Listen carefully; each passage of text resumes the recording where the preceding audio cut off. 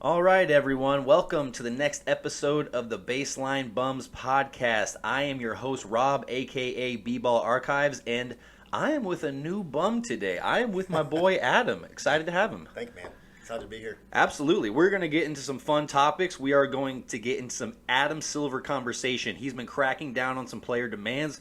We're going to chat about that and see what that looks like. We're going to get into best current NBA duos, who we like and who complements each other the most. We're going to chat about that. 2023 early award predictions, MVP, Rookie of the Year, Most Improved Player, and Depoy. Who we think is the favorites there. Excited to talk about that. Dude, I'm excited to talk about it too. I think that you're going to have some interesting takes. And lastly, Spurs, life after Dejounte. I mean, it's tough. You know, we're watching our all-star player, first-time all-star leave, and it's tough. But I'm excited to get into that one. yeah, we're gonna get into that a little bit later. But first and foremost, I am excited to have you on the podcast. Dude, it's good to be here, man. You know, I've been watching, you and AJ's first few episodes, and it inspired me to want to come out. I feel like a podcast is something you and I talked about doing when we were like 14, 15. And Oh yeah. I think it's cool to see what you've done with your page, B-Ball Archives. So, guys, go check that out on TikTok. Almost 18,000 followers, and he posts some fire content daily. Appreciate so you. check that out, and hopefully, as I start doing this a little bit more, I'll make my own page. So I don't have a TikTok page that I actively post on, but we're gonna post some of these episodes, and we're gonna post some content that's so good that I have to have a page. Oh yeah. So. Oh yeah. Let's Well, first and foremost, we are excited to have you here. Appreciate your time, Adam. Thank you. But we're gonna actually dive into discussion about a different Adam, Adam Silver. Ooh, Adam okay. Silver. He has been making some comments recently, saying that he is a little bit fed up with players demanding for trades. Yep. And what are your thoughts on this? Because we've seen players sign long-term contracts. We're talking 3, 4, 5-year deals, and within the first maybe 8 months to a year, they want out of their situation. So, Adam Silver is wanting more accountability from the NBA players, but also from the organizations themselves. So what do you think that looks like moving forward? What is he going to do? To start, I think one of the biggest dominoes, or maybe two big dominoes that have kind of started early labor negotiations between the NBA, PA, and the league is Kevin Durant's requesting a trade. He just signed a 4-year extension in 2021. He got paid $2 million shy of $200 million over 4 years, and he has more or less one healthy year with a half playing Kyrie Irving. He's already asking out. So I think that's one domino that's done it. I also think Ben Simmons, sitting out the entire year, and you've seen players sit before like Kawhi because they want out and they want into different areas, but he started making it about mental health. And I think whenever you have, and not that mental health isn't a real thing, because it is a real thing, but it's not as tangible as a physical injury.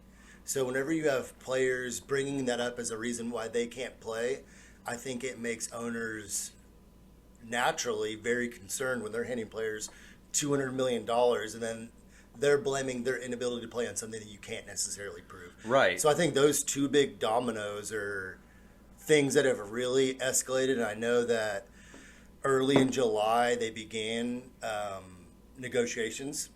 And just again recently, I think a report came out the other day that owners are prepared if they don't get what they feel like balance back into the league, that they're willing to go to a lockout to really amend and make this more, appropriate moving forward. Well, I mean, we've seen lockouts before and what that can do for the league. So I hope it doesn't come down to that. But, I mean, I think you're hitting the nail on the head. There was an obvious shift whenever Kevin Durant asked out for that trade. I think there was a plethora of people that were really jumping on his back and saying, hey, you signed a long-term deal, why are you leaving? Right. But then there was also a good amount of players saying that, like, why can't he just leave? Why can't he just uproot himself from the organization if it's what he feels like is best for him? Right. Because at the end of the day, it's a business, so you got to do what's best for you.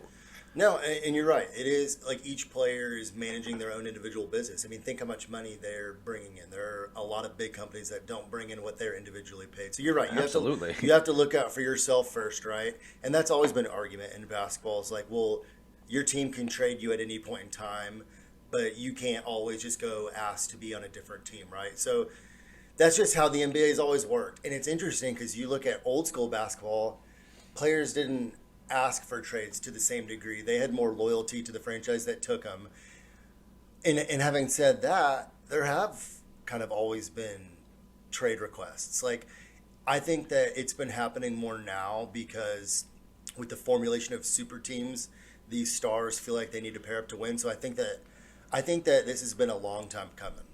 The more players have asked, and specifically, you look at old examples like Kareem Abdul-Jabbar asked to be traded, but if you look at how he did it, he was loyal to the Bucks, always gave it his all, met with them and say, hey, look, I'm not going to resign. It would be in your best interest to trade me right now. So he was almost working with the Bucks to do that. And you compare that to like how Wilt did it, kind of the opposite, just kind of forced his way out. And Wilt didn't give a fuck he about did not give anybody. A shit, which is why I have him lower than a couple guys that he played in similar eras with because of that type of shit. He was not a team player. No, he wasn't. He honestly made his team worse in so many ways, and he was a stat chaser if there ever was one. I don't mean to talk that much shit about Wilt, but obviously, like, we still have him. I have him just outside my top 10. I don't want to go into too much detail. I had 12. I'm at 11. Yeah. And it almost feels disrespectful. No, it without doesn't. Without going too far in Wilt. Yeah. I wanted to bring up one other recent example of like guys that went about requesting trades the right way and guys that did it the wrong way. Like you look at Vince Carter. Yeah. Back whenever he had his last year in Toronto, he averaged 15, 3 and 3. Got traded to the Nets. He immediately started averaging 26, 6 and 6. Granted, he played like 5 more minutes a game, but that's an example of the wrong way. And then you can also look at a recent example. I'd say Paul George. It was a similar situation to Kareem. He said, hey, I'm not going to resign here. I already gave you one extension. Right. We're not going to win, and he got asked to be traded out. So I think all those things are kind of what have led to kind of the stalemate that we're going to be at. Yeah, I don't know, because I feel like the shift became evident whenever players started to make way more than coaches did. And there really isn't a sense of leadership whenever most of the team is making more than the coach. I feel like it's hard to get on the same level as an organization whenever that's the case. Like you think the players dominate absolutely. the organization? Absolutely. Well, whenever you are the highest earner within the organization, beyond the coach, beyond the GM, beyond the basketball operations, whatever, like you are the highest paid employee there. Like you whatever you feel like doing is going to be done. If you feel like making a way, like, and so that's what really makes me feel like there needs to be something instituted within contracts that holds people accountable on both sides. And go ahead and hear me out for a second. All right. So, like, I want a mandatory minimum, and so that means, what does that mean? So if like there's a 3-year contract, there'd be a 1-year mandatory minimum where a player cannot request for a trade and the team cannot actively try to trade them, and so it guarantees that for a certain amount of time they have to basically stay with each other, and I don't know how exactly it would address the player sitting. I think as long as you're within maybe that mandatory minimum, a player can't sit and if they do, they forfeit their money if they're actively healthy. Yeah. I think that there's a lot that can be done in terms of holding both the organizations and the players accountable, because we're at a point where, if like, imagine if Luka was like, you know what, I don't want to be in Dallas anymore. Right. I want out. Yeah. Like who's going to stop him from doing that? There's like, there's really nothing. So that's one of those things. Like, I don't know how the NBA is going to apply it, because I love that, because this is like the first time I feel like in the NBA history where players are more empowered than the organizations. Like look at LeBron. Like he could get any coach. Like there are very few organizations where the coach is respected enough to where like they can do that with all stars. Obviously, Greg Popovich is one of the blueprints for that. But you could even go to like Eric Spoelstra. Yeah. Like he has the company support. Pat Riley supports him enough to where like he's able, even though he's not paid enough, to keep that. But it's so few and far between. But I don't. The one thing I'd say is like, I love your point in theory, 1 year minimum. But sometimes it's in both the players and organization's best interest to trade. And sometimes if you do, like you look at Kevin Durant. But okay, my fight with that is like, then why sign a long-term deal? If you know you're the type of player and you have the mindset of a Kevin Durant where it's like, hey, maybe I like to bounce from team to team a little bit, and I like that. Yeah. And so don't sign 3, 4, 5-year deals. Just sign a 2-year deal and then see how you feel after that. What's to stop you? Because their agent's like, get your money, get that security, and look at what the NBA did. You're not wrong about that. Look at what the NBA did a few years ago. The NBA made it so that if you re-signed with your team, you could sign for 1 year longer, and your extension could be larger on an annual basis. So You're right. So look at what Damian Lillard just did. Everyone's like, why did he just sign that extension? Because the NBA and the NBAPA haven't negotiated yet. That hasn't started yet. So whatever contract he just signed, if he asks for a trade in a year and a half, 2 years, he just secured his bag. Yeah. And then Portland's going to get a hefty return for him. So it's like sometimes getting these players locked up into these big deals when they ask for trades, like, sure, the Nets like have to scramble now. And I feel bad for the role players that went there to try and win a championship now that he's asking out. But the Nets are going to get a freaking haul for him. They're going to get a shitload. Maybe. 5 picks for Rudy Gobert. What is KD worth?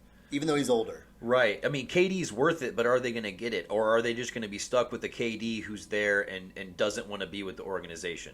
I don't know. I think there's a ceiling. Right. Yeah. I mean, I feel like we're bringing up a lot of good points. Like I feel like we could talk about this topic for like another hour. Well, there just needs to be accountability on both sides, from the players, from the organizations. There needs to be some type of just coming together to where players can actually feel like they can be loyal somewhere. Because nowadays there ain't no loyalty out here.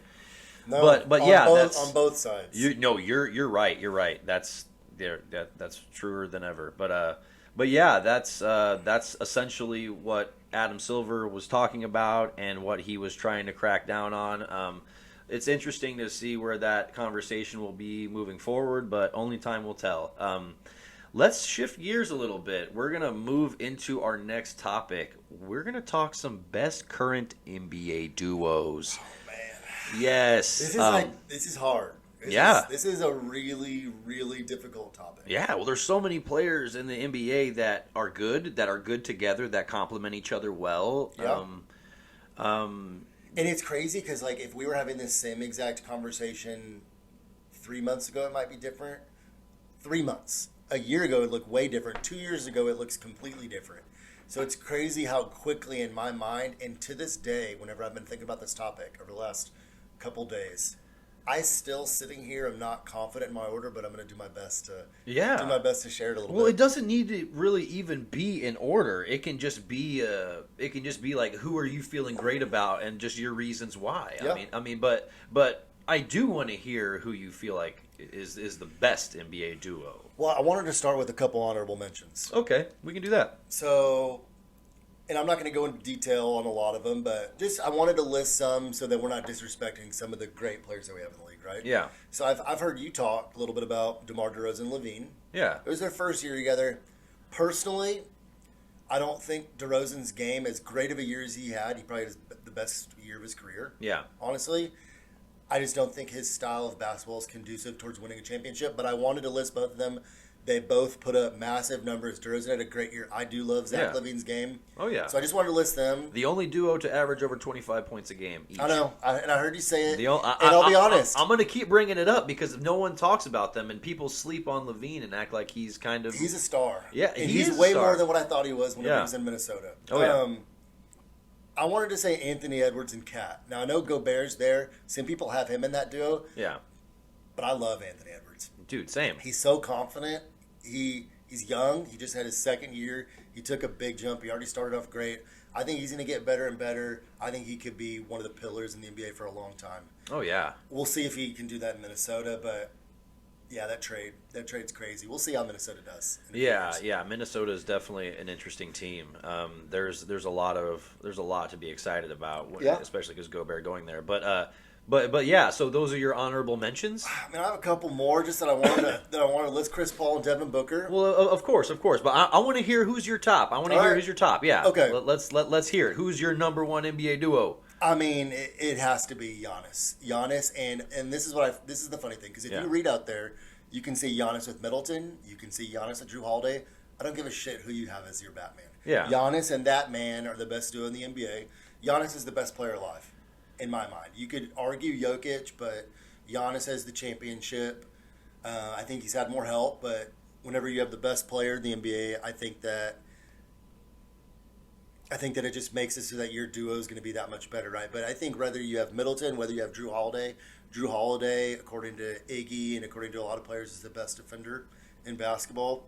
So you can compare him with him. You can pair him with Middleton, who has the ability to take over games late and score from an area of the field that Giannis can't. So I have them number one. Yeah. And you could pair him with either. Who do you have first? Honestly, that was my number one. I've talked about this on a couple of different podcasts before. Like, I am so high on Giannis and Middleton that, like, when you look at Giannis scoring down low, slashing, defending the paint, literally from 3, 4, 5, he can defend everyone. Yeah. And Middleton is able to score from the perimeter, able to hit late shots, and he doesn't have to have the burden of scoring the entire time. He can get his maybe like 16 to 20 points and be that Robin to Giannis's Batman. And I feel like once you have that understanding of your roles, that compatibility is next level. It's so you have Middleton as the Robin on that team. Without a doubt. Okay.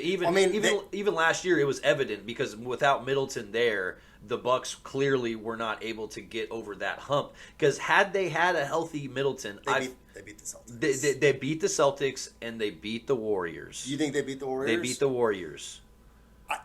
It's hard to say no. I think that they have a great chance. I think that I haven't looked at Vegas odds for next year. That's one thing I wanted to do.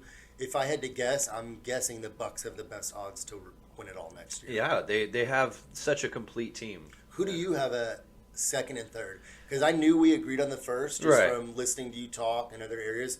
Who do you have 2 and 3? Well, I mean, health is a huge factor, because I think that when I'm looking at two players that can just do just about everything, I like Kawhi and Paul George. Yeah.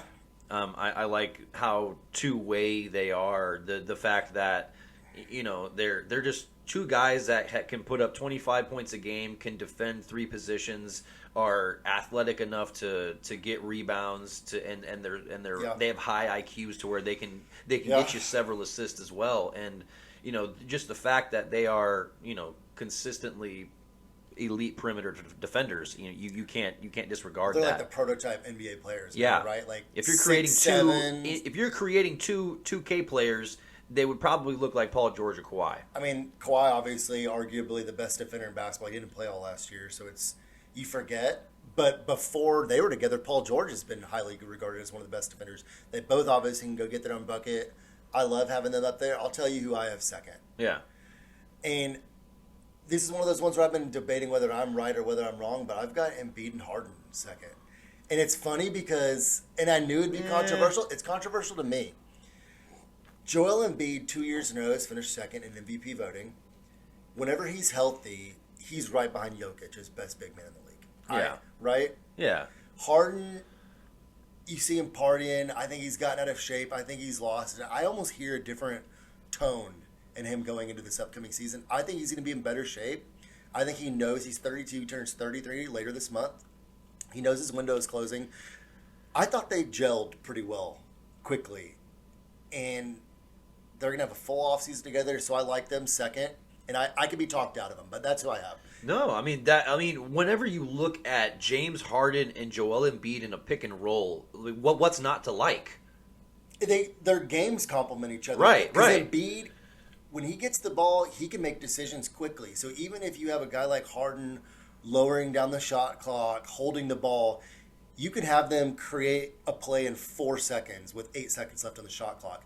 And it'd be super smooth. Embiid will make a decisive move as soon as Harden gets to him, or he can take it all the way. So I think if they had a little bit better of a roster past Maxey, I think they'd. I like Maxey though. I love him. Yeah. I'm saying, but Maxey and White. What's I'm having a brain malfunction. Tobias Harris. Thank you, God. Yeah. Past those 4, though, I don't have a ton there. Right. But I like them to be possibly the 1 seed in the East next year, competing with Milwaukee, maybe the 2. That's a bold statement. So you're saying the 76ers are going to be the 1 seed? I wouldn't put my hill up. If I had to bet my life, I'd say Milwaukee, but I think that the Sixers will be the 2, and I think they're going to be competing to be the 1 seed next year. Yeah, I do. Okay. But that's me putting James, you're a freak. Please don't let me down.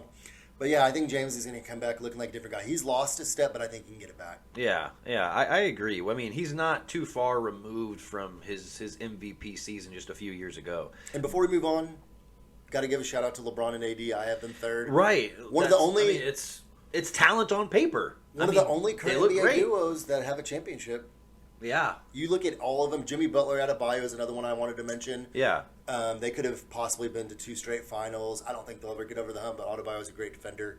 But yeah, I've got LeBron and AD. If AD's healthy and they had more help there, that duo, I think, for next year, where would they go if GMs were like, hey, we have to have 2 players for next year, they're all on equal contracts? I think LeBron and AD would be one of the 3 duos that would be taken. Right. I mean, I definitely agree. When you look at their talent on paper, I think it's hard to not get excited about that. But I still don't feel like their games complement each other in the best way. I know that they've had success. Yeah. But I still feel like it was just an overwhelming amount of talent, and sometimes that's better than team fit. Yeah, and it's hard having them that high. I partially do it out of respect, but yeah, I don't think. It's hard to forget the fact that they were a 7 seed the year before this one. They were obviously terrible this year, right, with Westbrook. So I know it's hard to look past that stuff. It's the second best player in the history of the NBA. He won a championship 3 years ago. He's one of the only duos that have even won one. Yeah. I gotta put King James on one of the top duos. We both have LeBron at 2 all time. Yep. And not first. Yep. At all. He's such a hater. Why? No, I have him at 2. I'm not that big of a hater. All right, TikTok. He's a LeBron hater. No, all right. Maybe a little. Maybe a little. Okay. We're getting true Adam over here, but no, but that's dude. Honestly, all of those NBA duos are definitely worthy of mention. They a lot of them not only have an overwhelming amount of talent, but just complement each other so well. So shout out to these NBA duos. 2 we didn't even bring up, by the way. Yeah. Kyrie and KD, are they even a duo? No, then, that's not a duo. What about Steph and anyone you want? Can't Steph and the ball boy be top 5? Well, first of all, would it be Steph and Draymond or Steph and Clay? I don't care. Steph and whoever you want. Is it Steph and Wiggins? I have it as Steph and Draymond. No, it's not. It's not Steph and Wiggins. I'm just get out of here. I'm making a point that almost like we're going to talk later about where we rank Steph all time. He just won a Finals MVP. And we just didn't even talk about him because we're not sure who the Robin is, right? We're not sure if it's Clay. We're not sure if it's Draymond. But I think that it's about time we, just like I said with Giannis, who I put first, I don't give a shit who's second. Right. He needs to be one of the top duos in the league, whether you have Draymond, whether you have Clay. Right. Well, I mean, I think that speaks a lot to the Warriors because they're just a very well-balanced team. And so it's like, I don't want to give them too high of praise, but it makes me think about back to our Spurs. It's like, whenever we were winning championships like 03, 05, would people say that we had the best duo? No. Yeah. No. Exactly. That's a great point. Exactly. That's a great point. And so it's like, well, we have such an elite player who's winning MVPs, winning championships, finals MVPs, obviously one of, if not the best player on the planet, but yet we don't have a good duo. Or we have good duos, but not like a top 5 NBA duo. Yeah, some of these duos that we've mentioned are really trios, right? Yeah. Like you could throw DeAndre Ayton as a trio. You could obviously throw Middleton. Yeah. I'm fine with the but you could have. I'm not high on DeAndre Ayton. The Middleton Drew Holiday with Giannis, like that's a trio. So like we discuss some duos that really are trios, and it's just But hey, it makes for good conversation. Right. It makes for good content. Yeah, absolutely. The big 3 conversation could be a little bit different. But yeah, there's a lot of really good NBA duos right there. All right, we're going to shift gears a little bit and go into 2023 early award predictions. Okay. So let's just go down the list of the awards and kind of see kind of see where we land on these things. I'm gonna just go ahead and start with MVP. Okay. I'm gonna have Giannis. I think Giannis is going to win another MVP. I just going back to what we were saying about the duos, we're going to get Chris Middleton back and see them together, and it's going to look like Giannis a couple years ago, and you're going to see the Bucks just playing on a new level, and Giannis is going to be he's going to be playing back at that MVP caliber, and it's not like he hasn't been. It's not like he dropped off. It's not like he dropped off at all. But it's going to be more of the team succeeding and putting him in that situation rather than. No, and that's a huge part of it. Well, because we do have to sort of speak about the MVP award though, because it's not just who's the best player. It's so many other factors, because people like to say, oh, is it the best player on the best team? Is it who has the best stats? No, it's got to be a combination of everything, and you have to take everything into account. So I think once his team gets a little bit better, we're going to see Giannis playing MVP basketball. I mean, that's a great point. You don't have to be the best team to get the MVP award, but your team has to be. It helps. You're not going to be like a 7 or an 8 seed very often in getting MVP considerations. Jokic. You'll be 6th seed, right? Good thing I said 7 or 8, right? Yeah. Okay, so it's hard to argue against that, right? Like, if you had said Jokic, if you'd said Giannis, like, who's in their right mind to be like, no, you're wrong. Like, that's a bad pick. Those are the two best players alive. This is who I have winning it next year, and I'll tell you why. I've got Joel Embiid winning MVP next year. Voter fatigue, I understand. No, I'm just kidding. Part of it is because I know how the MVP voting works. Not to a science, but look at LeBron. How many MVPs does he have? 4? Does he have 4 MVPs? If I'm wrong, I apologize. I think he has 4. Yeah, it's at least 3. How many times has LeBron been the best player alive? Yeah, he's been the best player over a decade. 9, 10 years? Yeah. And he won 4? Right. Like the year Derrick Rose won, it was an amazing year. He didn't get it.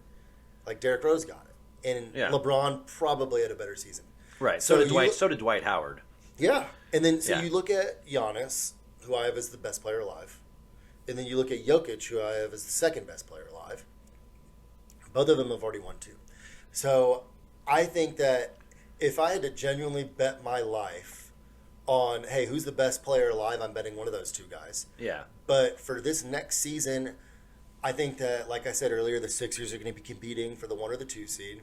I think the extra offseason, they're going to be just in great form together. And if Embiid can stay healthy, I think a lot of people feel that he was slighted this past year, that the Sixers outperformed Denver, that you could have given Embiid the MVP last year. And I think that in a weird way, the way he handled losing will almost garner him more votes next year if he's able to return the same type of season. So I'm going to say Embiid. I could be wrong, but I think he's one of the best players alive. I think if he stays healthy, he's going to put up huge numbers. Philly will be good.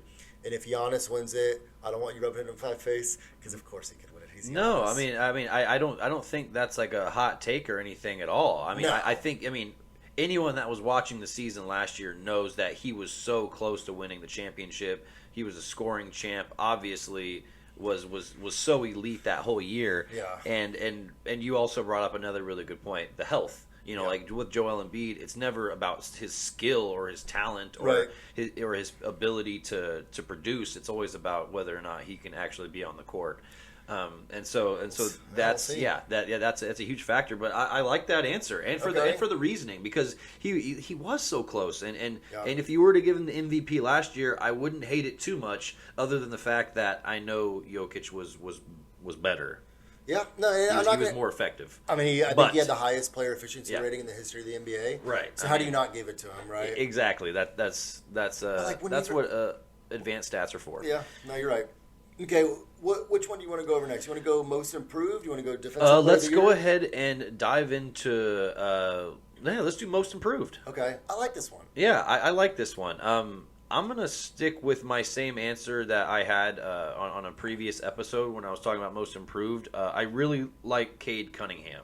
Okay. I'm high on Cade. I think I saw enough to see the foundation right there that that he is going to take a huge step this year. Yeah. That they have a couple of other explosive pieces in Detroit. I really like the young core that Detroit has if they can keep it together and actually build. Yeah. But I think that we're going to see a franchise player born next season, and I think we're going to see over 20 points a game. We're going to see 6-7 rebounds, 6-7 assists, and we're going to see him playing really efficient all around basketball. He had a good rookie year. Yeah. Oh yeah. So you're seeing like a similar jump to maybe like an Anthony Edwards. Yeah. Or do you see it even being more than that?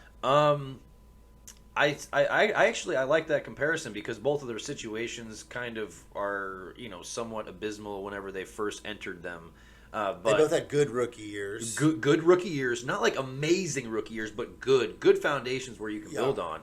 And I think that he's going to have a very similar trajectory. Like if he's putting up 22, 6, and 6 next year, it wouldn't surprise me one bit. I know this is off topic, and I don't want to go down it. Who would you rather have if you had to pick one of those two guys on your franchise for the next decade? Who are you taking, Cade or Anthony? I think I'm going to take Anthony Edwards just because I think he's proven to be a little bit more mentally ready in those big moments. He's a dog. I like how he doesn't shy away from the big shot and how he wants that. But like the only reason I'm not choosing Cade is because I just haven't seen that yet with Cade. Like he's shown flashes of being amazing, but just because you haven't done it doesn't mean you can't do it. No, I like that. We've seen Anthony do it in the playoffs, so I like that a lot. So I've got Jalen Brunson as my pick like for most improved. Going to New York and improving. Yeah. I like it. Well, hey, New York was a playoff team 2 years ago, a midfield playoff team. So I don't know. I think that Julius Randle had a down year last year. So yeah. So I have it.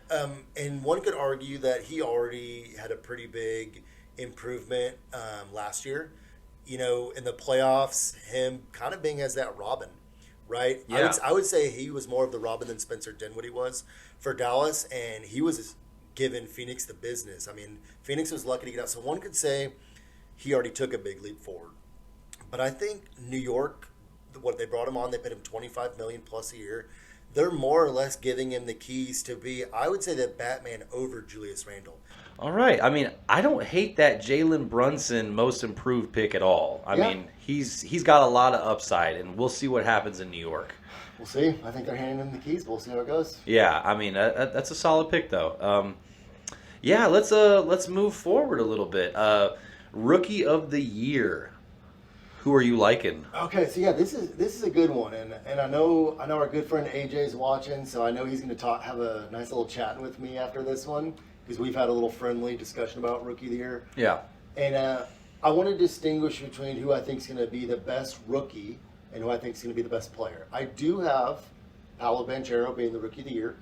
And, I think whenever he got drafted, I was shocked to see him go first. I thought Jabari Smith going first was pretty much locked in. Not that I loved it. Really? Yeah, that's what I thought. Oh, I always thought Paulo definitely was the most pro-ready. Well, I like that he's pro-ready. I'm just saying I was surprised to see Paolo get drafted first based on reports until the day of. Okay. But, I've always liked his game. He's big. He can score, and you could see that he could score in a variety of ways, and he was always aggressive when he was playing at Duke. But what really surprised me and what kind of had me say that I think he's going to be Rookie of the Year was watching some of what he did in Summer League. He's a super, super willing passer. And I didn't know that about him from really watching much time of him at Duke. I feel like I focused a little bit more on watching the Big 12, but he really impressed me in the Summer League with his passing. It seemed like he was looking to pass more than he was looking to score in some instances, but he still stayed aggressive. So I liked that. I also liked that he just seemed like he had a really high motor. He cared so much about winning a Summer League game.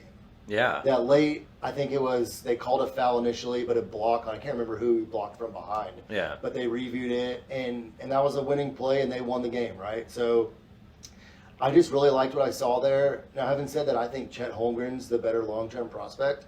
I think there are more ways that he's going to be able to impact winning basketball games. So let me just get this straight. You think Chet will end up having a better career than Paulo? Correct, I do. Okay. And part of that is because I think he's going to win more. Even though they're both in kind of bleak situations in Orlando and Oklahoma City, I think Chet is just going to be a little bit more conducive to winning. I think he's a little bit more well-rounded defensively. I think that he has some gifts, just God-given gifts with his length and his basketball IQ on the defensive end.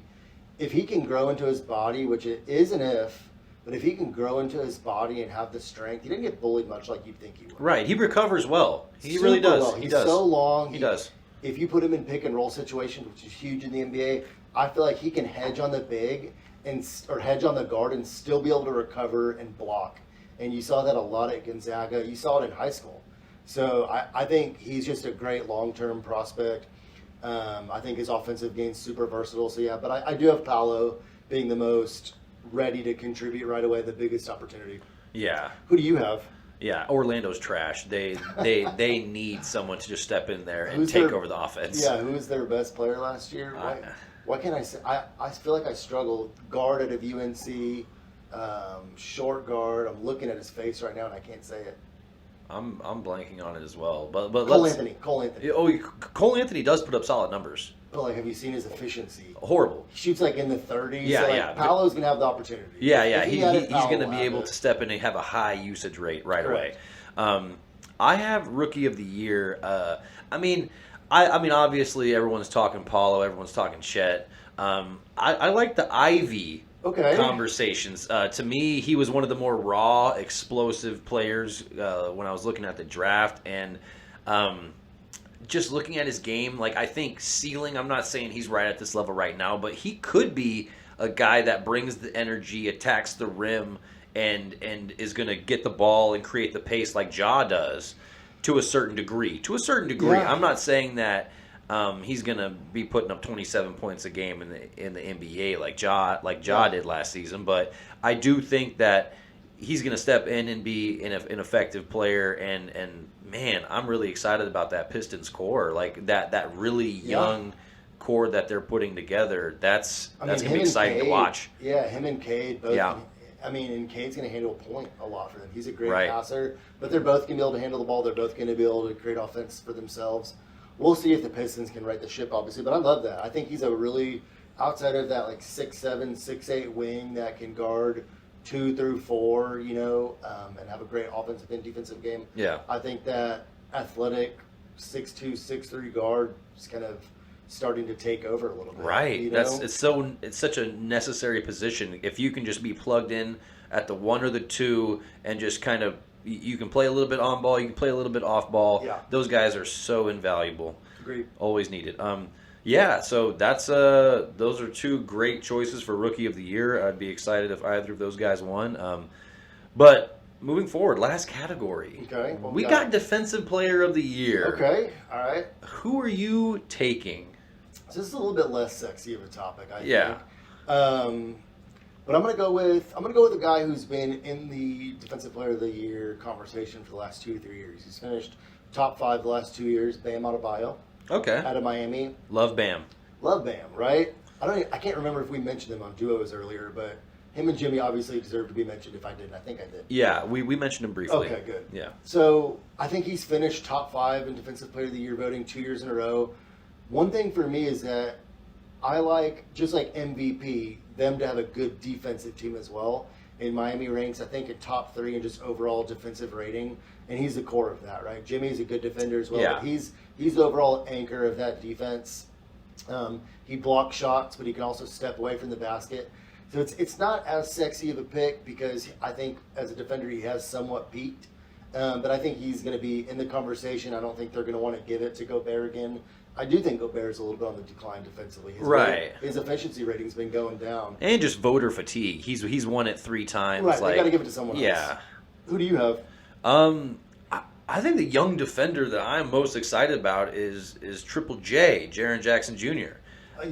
Dude, I almost said him. It's deservingly so. Like for a large part of last season, he was chilling in top 3 Defensive Player of the Year conversations. Yep. There was a large chunk of the season where he was putting up over 3 blocks a game, and just watching his ability to defend the rim and that young Memphis defensive core working around him, I like it. And plus, that team is sort of fleshing themselves out offensively. I agree. Whenever you're looking at Ja, the emerging play of Desmond Bane, And Bane's great. he's so good. I did not think he was going to be that good. good. He was good at TCU, but I just thought he was those guy that. Yeah. But he's a more elite shooter than I thought he was. Yes, he's going to be very effective for He's a him. while. He's him. Yeah. But yeah, and so like I think that he has the ability to not have to play as much offense and focus on rim protecting a little bit more. I think he's in a good situation to really put up some huge defensive numbers. Well, yeah, to your point, I think it was, like you said, over like a 20-game stretch, I think he's averaging over 3. Yeah. And I think that's oftentimes, Marcus Smart won it this year. It's rare that a guard honestly wins this award. Typically, it's a big. Right. Because I think a lot of times voters fall in love with shot blockers. And he's one of the best shot blockers in the NBA. He's getting better every year. He's still young. So, whereas my pick, I think it's a safe one. Yours is a little bit. Right. You know, sometimes you got to step on the ledge a little There you bit, take a go. little risk. Yeah. I mean, But I think both of those are good. I think both of those are good picks. I could see either one of them winning, and I think it'll be fun to look back at this conversation at the end of the year. Yeah. Oh, yeah, definitely. Those are some awesome 2023 early award predictions. Like you were saying, it's always fun to make these early rankings and then to look back on them and be like, wow, what was I thinking? Or like, dang, I was spot on. Those are always fun.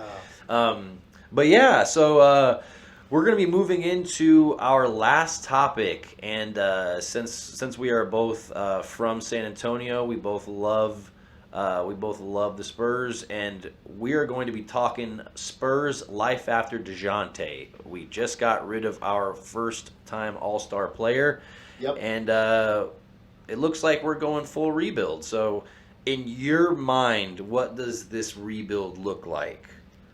First off, I think it was overdue, right? Yeah. I think part of it was we had just traded for DeRozan. We had Aldridge. Obviously, that kind of went south pretty quick with his health and DeRozan not really wanting to be in San Antonio. Right. But it was pretty obvious we were overdue for a rebuild. Pop held on because he wanted to get those guys to the playoffs. He's competitive, right? But after 3 straight years of losing in the play-in, it's like, what are we doing? You kind of find yourself at that point where you're in like limbo, right? You need to either blow it up if you can't make pass. So I think the Spurs reached as good as they were going to be with Dejounte Murray as their Batman. And if you look at the history of the Spurs franchise, we don't get free agents.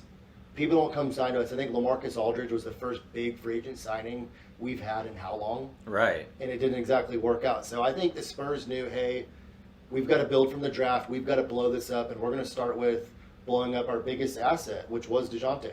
Yeah. And part of what made him such an asset, aside from his play, is the contract he was on. He was on a super team-friendly contract, and I could be wrong. He's getting paid around $16 million a year. Yeah. I think if in a real market, Dejounte is getting closer to 30, 35 plus. Yeah, I would say maybe twice that. Maybe not a max contract, but close. Maybe a max too. Well, Maybe. no, because maxes are $50 million, something like that nowadays. Yeah, and I need to get more familiar with the contract, but he's gonna get a big extension. Yeah. And with 2 years left on his contract and a team-friendly deal, if the Spurs were going to rebuild and they were going to trade him, it made sense for them to do it quickly. Right. Because with 2 years left, it's a lot more valuable to the team like the Hawks than with just 1 year left, and he's 1 year away from unrestricted free agency. So I think they had to blow him up. I think they had to blow it up, and I think they had to start with him. But I'm glad we kept Keldon. I like the contract we just got him on. 4-year, $80 million contract. It's not too bad. Not too bad. Obviously, it's a lot of money, right? But like $20 million a year just sounds like so much. Like Tyus Jones just got $30 million over 2. All respect to Tyus Jones, he's a good backup point guard, but I'm sorry, I'd rather pay $10 million, $15 million more for Keldon Johnson a year than Tyus Jones. So I think it was a good contract, and I think if we risked waiting another year to sign Keldon, he's going to have a huge year statistically. I think he made a mistake signing the extension. I think if he had bet on himself, had a big year, he could have gotten more money from us and used leverage with the market. So I like those. I like the 2 moves. Yeah. I think it was necessary. What do you kind of think about what's going on with us? Well, like Spurs life. I mean, first of all, like we had to get rid of Dejounte. Like he made it vocal. Both he and his agent were wanting out of San Antonio. He was like, I'm not going to sign a long-term deal. And when a player is vocal, especially on social media about that, like, you got to just scramble to get the most that you can within the time that you can get it. So I feel like we did that. We tried to solidify as many picks as we could get. and then we said see you later. And so I think there's a lot of fans that are mad about that. But it's like it needed to happen, and right after, honestly, after Kawhi left, we needed to start doing this. Yeah. But it is what it is. We can't look back on it. But ultimately, I think our life after Dejounte, we're not even going to really see this foundation of what the next chapter is going to look like until Pop leaves. Yeah. Because I don't think Pop is, as much as I love Pop, I think he's the best coach to ever live. I think he's the greatest coach. Yeah, strong argument for that. Absolutely. But I also think that, you can't exactly teach an old dog new tricks. I don't think that he's exactly what this new age of NBA is looking for. And No. and that's not to take anything away from his coaching legacy, but I think Pop's going to have to leave before the Spurs can have their next true identity. Do you think he's holding on to see if he can turn us into at least a championship contending team in the next few years? Because it's pretty difficult to envision us being. We could maybe be a playoff team in 3 years if the right things happen, but competing for a championship, is he willing to wait that long? Is he just holding on to get the all-time wins record right? Or did he already get it? He's already the all-time winningest coach. I can't remember if it was playoffs, if he's still going for a regular season, or if he won combined. But I don't know. Yeah, that's obviously a big thing. Like, right? Is he going to stay with the organization? How does that impact us securing some of our young players for the future? Will they want to stay on for a Spurs team without Pop? Will it make us more attractive? I don't know. It's interesting to see. But I do like the fact that we're rebuilding now. Yeah. Partially just because of who's possibly going to be waiting for us if we do get the first pick next year. I think the Wembanyama we want sweepstakes Victor. We want Victor. I was watching a prior episode, so you're going to let that whole thing go? Yeah. Forget him, huh? I've been growing it for 2 years, but I will shave it if we get Victor. I would gladly shave it. And we'll do it live on the podcast. And we'll do it live. I'll probably do it live on here, live on TikTok somewhere. But yeah, I will get rid of this big red bad boy over here. That's awesome. But yeah, we really want Victor. I think he's a once in a lifetime kind of draft. Like, he looks like he, has the length to defend your paint easily, and also he looks like he's does everything Chet does but better, and he's taller and he's faster. He's like a Chet Giannis hybrid. I mean, if you look at Giannis coming out whenever he was young, I think he was like a late lottery pick around there. He was not filled out. He wasn't as polished, seemingly skill wise, as Wembanyama is now. Wembanyama has more touch from the outside. He's perfect for this NBA. He's really perfect for the NBA, and he's perfect building piece. Could he be our Tim Duncan? I think there's a good chance we'll be a bottom 3 team in the NBA. I would be willing to bet my future children that we'll be bottom 5. Yeah, but without a doubt. We need to be bottom 3 to, I think, have an equal stake at the first pick. So we'll see. This is the time to rebuild. I think that 3 picks and a pick swap was good for Murray. I think it was time to do this. Hopefully we'll be able to get back to our winning ways and back to being the best dynasty of the last 2-3 decades like we have been. Yeah, I mean, I couldn't have said that part better myself. Yeah, we're very much in full rebuild, wanting to get back to our winning ways. But anybody that knows basketball knows that a full rebuild doesn't happen overnight. There's some teams that try and they fail miserably in all kinds of ways. I just really hope the Spurs organization, even though we don't have guys like R.C. Buford anymore, and Pop is pretty close to being on his way out, I just hope that this next wave of Spurs players, coaches, understands that identity we used to have and tries to get back to it. Let me just ask you one question. We brought in Brett Brown recently to be one of Pop's assistants again. Right. Do you think that he would be the next guy in line after Pop leaves? He has head coaching experience. I mean, he didn't do horrible. I mean, no. I mean, he took over a Philadelphia 76ers roster that was terrible. Yeah. Joel Embiid was like hurt the year or two.